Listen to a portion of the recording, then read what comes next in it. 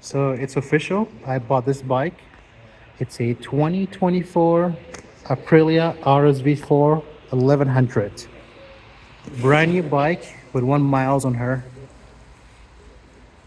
I'm too excited to try it. It's raining as you can see outside. I already ordered the exhaust. So I ordered the CRT exhaust. It's coming in a couple days. I ordered velocity stacks from Gapro. I ordered the tune. I ordered Rizoma. Um, what's called this Rizoma back mirror. What else did I order?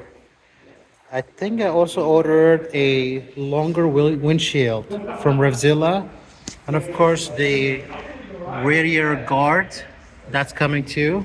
And the most important thing is getting rid of this ugly back thing and for the license holder and just get me the NRC, I believe so, from Revzilla.